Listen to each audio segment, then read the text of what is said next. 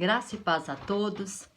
Hoje nós vamos tornar a falar, né, do assunto que a gente já começou a falar no vídeo passado, que é sobre o arrependimento. Na semana passada eu gravei um vídeo, né, falando a respeito de João Batista, que João Batista, né, é a voz do que clama no deserto. E Deus tem nos chamado para ser essa voz profética, né, nos últimos dias. E hoje eu vou basear, né, esse vídeo no texto que está aqui em Oséias. A gente vai falar um pouquinho, né, sobre a situação que estava acontecendo aqui nos dias de Oséias. Oséias 6, eu vou ler até o verso 10. Fala assim: Vinde, tornemos ao Senhor, porque ele nos despedaçou e nos sarará, feriu e nos dará a cura. Depois de 2 dias nos dará a vida, e ao 3º dia nos ressuscitará, e viveremos diante dele. Então conheçamos e prossigamos em conhecer o Senhor. A sua saída como a alva é certa. Ele nos virá como a chuva seródia que rega a terra. Que te farei, ó Efraim? Que te farei, ó Judá? Porque a vossa benignidade é como a nuvem da manhã, como o orvalho da madrugada que cedo passa. Por isso os abati pelos profetas, pelas palavras da minha boca os matei. Os teus juízos sairão como a luz. Porque eu quero a misericórdia, não o sacrifício, e o conhecimento de Deus mais do que os holocaustos. Mas eles transgrediram a aliança como Adão. Eles portaram aleivosamente contra mim. Gileade é a cidade dos que praticam iniquidade, manchada de sangue, como as hordas de salteadores que esperam alguns. Assim é a companhia dos sacerdotes que matam no caminho, no mesmo consenso. Sim, eles cometem abominações. Vejo uma coisa horrenda na casa de Israel. Ali está a prostituição de Efraim. Israel está contaminada. Oséias, ele foi um dos últimos profetas do Reino do Norte. O que é Reino do Norte, né? A Israel, a nação de Deus, o povo que Deus escolheu, que, né, nasceu com o patriarca Abraão. Abraão, né, vem Abraão, Isaac, Jacó, e de Jacó nascem as 12 tribos, e dessas 12 tribos vêm as nações de Israel. As nações de Israel não, as tribos de Israel, né? Israel, então, ela era composta de 12 tribos. E houve 3 reis que reinaram sobre essas 12 tribos, que foi o rei Saul, o rei Davi e o rei Salomão. Quando o rei Salomão ele morre e o seu filho começa a governar, o rei Roboão, há uma divisão no reino. Então, essa divisão no reino, o que acontece? Acontece como se fosse uma guerra civil, algo dentro da própria nação. 10 tribos não reconheceram o reinado de Roboão. Então, essas 10 tribos foram chamadas Reino do Norte, cuja capital é Samaria. E 2 tribos ao sul, que é Judá e Benjamim, reconheceram o reinado de Roboão, continuaram, né, na descendência de Davi, né, porque Roboão era descendente de Davi, filho de Salomão, e então ficou a capital, Jerusalém. Então, quando você lê reis, às vezes confunde um pouco, porque você vê assim, rei de Israel, rei de Judá, é porque o reino havia sido dividido. Então, havia o reino do norte, que eram as 10 tribos, e o reino do sul, que eram as 2 tribos. O reino do norte, a capital era Samaria. E Oséias viveu justamente em Samaria. Ele é um profeta que profetiza para a nação de Israel, para esse reino do norte. E o que acontece aqui? O que acontecia aqui nesses dias é que o povo havia se desviado totalmente, né, da presença de Deus. O povo tinha se voltado contra Deus. Se você ler o livro de Oséias, você vê que Oséias, Deus, ele fala para Oséias que se casar com uma prostituta, mostrando que era assim que ele se sentia em relação a Israel, porque Israel estava prostituindo contra Deus, porque Israel estava adorando outros deuses. Então isso, né, diante de Deus era uma prostituição, porque se você você tem uma pessoa que você ama e você começa a amar outro, passa a gostar de outro, passa a ter relacionamento com outro, você está adulterando contra aquela pessoa. Então era um adultério contra Deus que eles estavam cometendo, né, nesses dias. E aí Oséias, ele está chamando o povo para o arrependimento. Ele está dizendo, olha, nós servimos um Deus de misericórdia, um Deus que se nós consertarmos os nossos caminhos, né, ele vai nos trazer de volta, ele vai nos curar, ele vai nos restaurar. E fala no verso 1, né, vinde, tornemos ao Senhor, porque ele nos despedaçou e nos sarará, feriu e atará a nossa ferida. Voltemos ao Senhor. A igreja, ela precisa voltar para o Senhor. Nós precisamos voltar para o Senhor. Nós precisamos voltar o quê? Para a sua palavra. Voltar para o Senhor é voltar para a palavra de Deus, é voltar para os ensinamentos de Deus, é voltar a ter intimidade com Deus. O que é intimidade com Deus? Intimidade com Deus é quando você ama a Deus mais do que tudo na sua vida. E em todo tempo você está conversando com Deus. Quando Paulo ele fala de orar sem cessar, ele está dizendo, olha, converse com ele, que ele possa fazer parte da sua vida. É quando nós nos levantamos de manhã e a primeira coisa que nós fazemos é, Senhor, né, direciona esse dia, toma minha vida em tuas mãos, faça segundo o teu querer, a tua vontade. Isso é ter intimidade com Deus, é dar lugar de primazia para ele, é ler a sua palavra, porque Deus, ele não vai falar aquilo que ele já falou, que já está na palavra, a lei dele já está aqui. E aqui nos ensina como agradar, porque quando nós amamos alguém, nós queremos agradar essa pessoa. E se você quer agradar o Senhor, leia a palavra, busque obedecer aquilo que ele tem ensinado, aquilo que ele tem falado através da sua palavra. Então, a nação de Israel estava dessa maneira. E se nós lermos lá o Salmo 107, 20, fala assim, que o Senhor enviou a sua palavra e os sarou. Ou seja, a palavra cura. A palavra do Senhor traz cura, traz restauração, traz renovo, traz vida. E aqui ele está falando, vamos voltar para o Senhor, vamos voltar a adorar o Senhor, vamos largar os falsos ídolos e vamos voltar para o Senhor, vamos voltar para a sua palavra, vamos voltar para a essência de Deus, vamos voltar para isso, vamos voltar para o amor de Deus. Tanto que o Senhor fala no verso 6, porque eu quero misericórdia e não sacrifício. Deus queria o coração do povo. Deus não queria que aquele povo ficasse fazendo sacrifício para ele, sacrifício para outros deuses e não tá nem aí para a lei dele, não.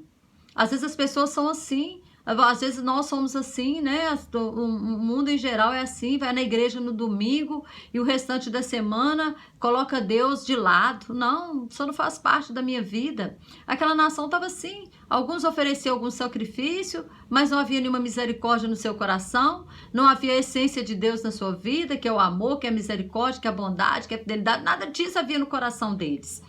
E aí, o que acontece?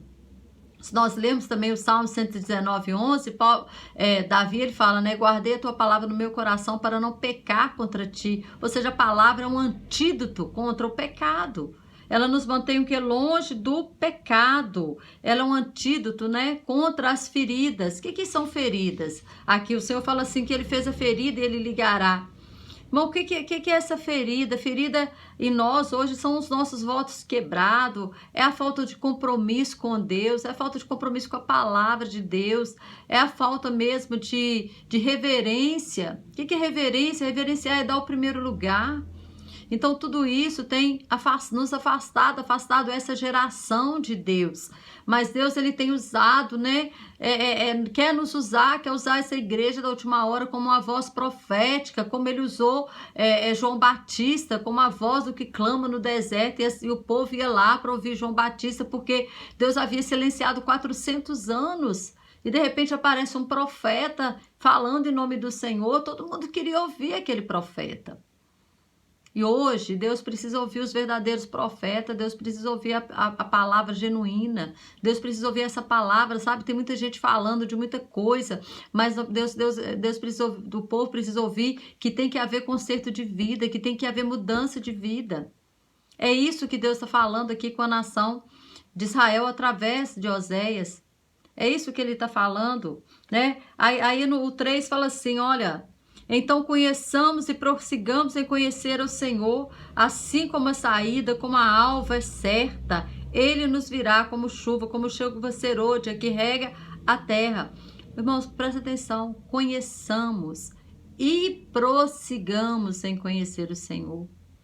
Como que você conhece alguém? Tendo intimidade com essa pessoa, tendo relacionamento com essa pessoa.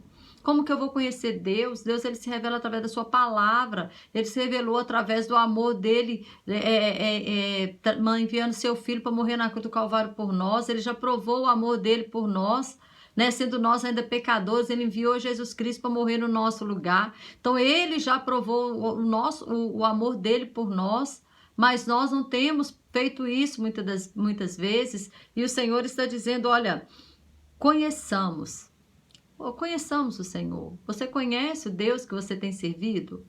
Você verdadeiramente conhece a Deus? Você sabe, se você tiver que encontrar com uma pessoa e a pessoa for falar, blasfemar contra Deus, você tem argumentos para falar com essa pessoa sobre Deus? Quem é Deus para você? Quem é Deus, né, no nosso mundo? Quem é Deus? E aí, ele fala que à medida que nós conhecemos ao Senhor, nós vamos nos achegando a Ele. Porque quanto mais você conhece uma pessoa, mais intimidade você tem com essa pessoa. E aí, fala que ele virá como chuva seródia. Essa chuva seródia, irmãos, é a chuva da época, né, da colheita. Ele virá como essa chuva. E essa chuva simboliza o Espírito Santo na nossa vida. Ele vai trazer o Espírito Santo, e o Espírito Santo é aquele que nos convence do pecado, da justiça e do juízo.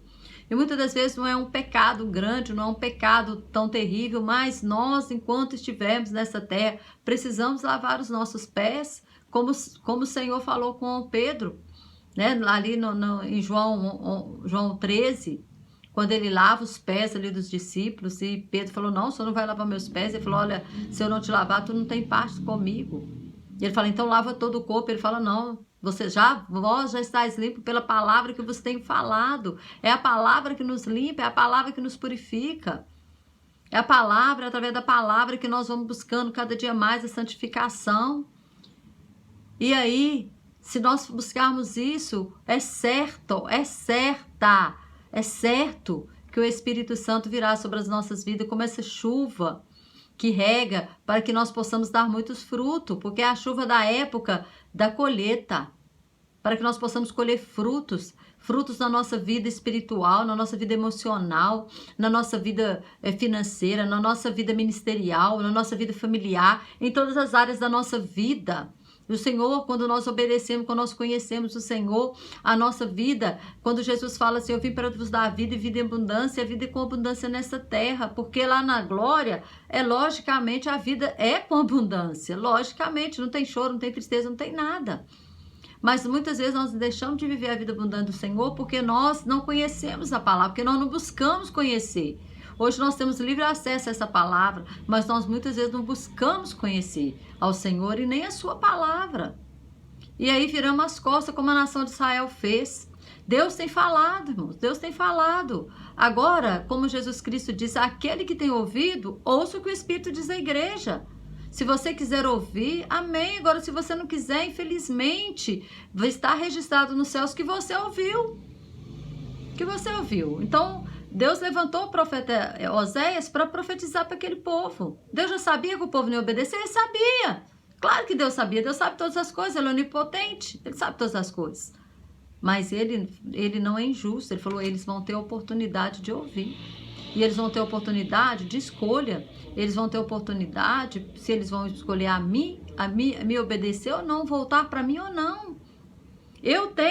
Aqui ele está prometendo que ele ia sarar as feridas, ele está prometendo que ele ia enviar uma água, uma chuva seródia para trazer frutificação. Ele está prometendo aqui, né, que se eles consertassem e se eles se arrependessem, os pecados passados deles seriam apagados e o Senhor traria sobre eles a vida. Mas infelizmente, né, não é isso que aconteceu. Infelizmente, o povo fala que até o sacerdote... Qual que é o papel do sacerdote? O papel do sacerdote era levar o povo a Deus. Ele era intermediador entre o povo e Deus no Velho Testamento, na Velha Aliança.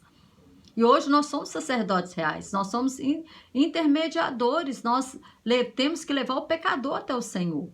Temos que levar o pecador até o Senhor. E aí o que acontece? Fala aqui no verso 9, olha, como as orlas de salteadores que esperam alguns, assim é a companhia do sacerdote, que matam no caminho, no mesmo consenso. Sim, eles cometem abominações. Infelizmente, hoje nós vivemos um tempo em que uma boa parte da igreja se corrompeu.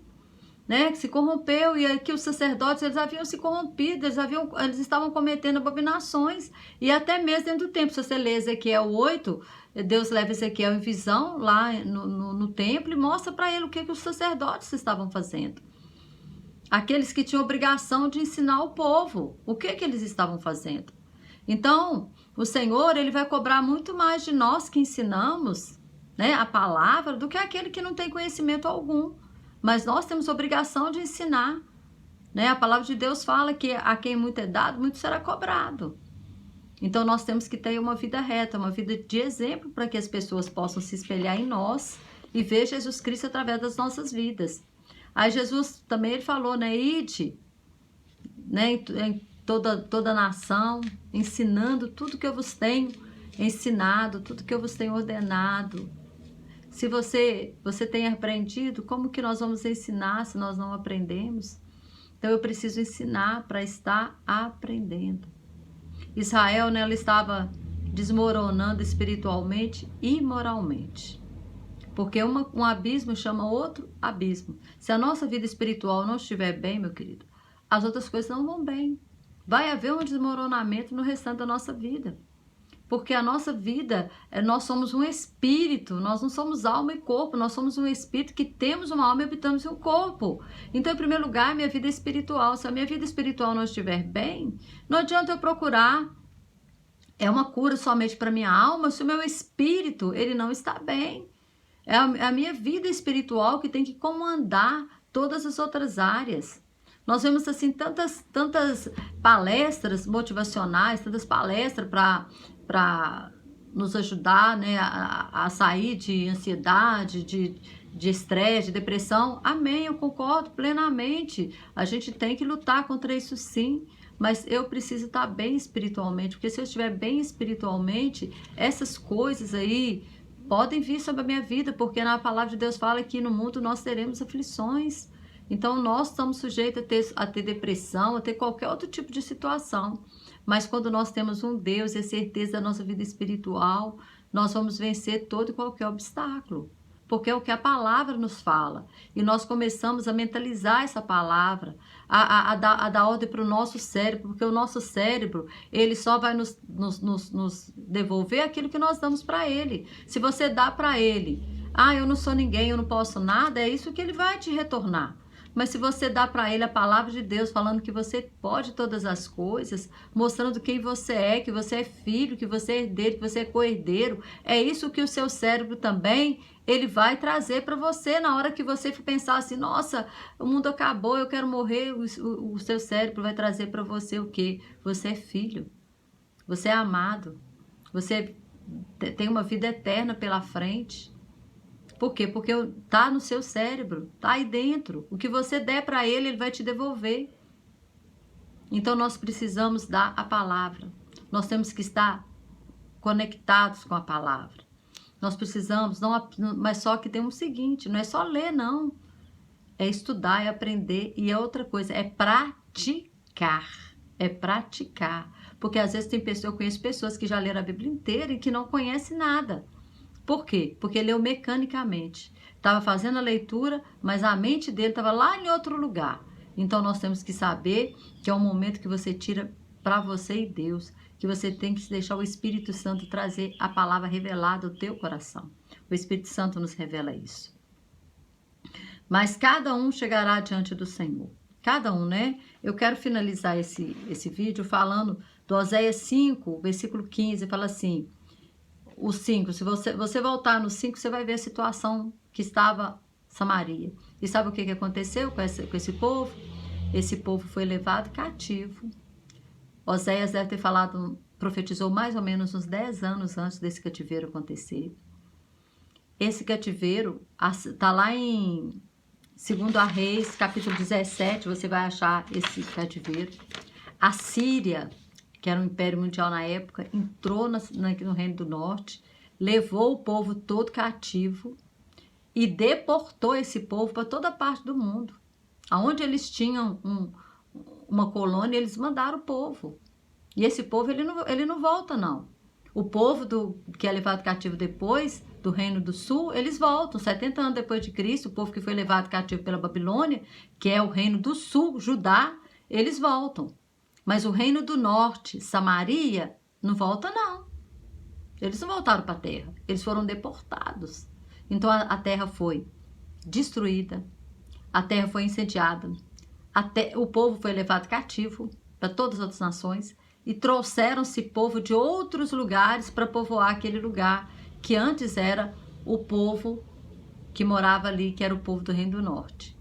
E esse povo que ficou, porque alguns ficaram, aquele que não era interesse a Síria levar, porque a Síria não tem interesse, né? Nenhuma nação tem interesse em levar escravo doente, velho, cansado, não tem interesse. Então aqueles que eles não tinham interesse se juntaram com o povo que a Síria trouxe para ocupar o lugar dos israelitas e se tornaram os samaritanos, que a gente vê no Novo Testamento. Então nós temos que estar atento, né, àquilo que Deus está falando. E para finalizar, Oséias 5,15 fala assim, ó: irei e voltarei ao meu lugar, até que se reconheçam culpados e busquem a minha face, estando eles angustiados, de madrugada me buscarão. Então quer dizer, na hora da angústia eles vão me buscar. Agora o problema, querido, é se nós vamos achar. Isaías fala, buscai o Senhor enquanto se pode achar, invocai-o enquanto ele está perto. Amém? Que o Senhor continue falando o teu coração e que possamos buscar cada dia mais, mesmo você que está com a sua vida espiritual em dia, pode melhorar. Eu sempre falo comigo, há espaço para melhorar. A gente pode sempre melhorar. Beijos, fica com Deus. Deus abençoe.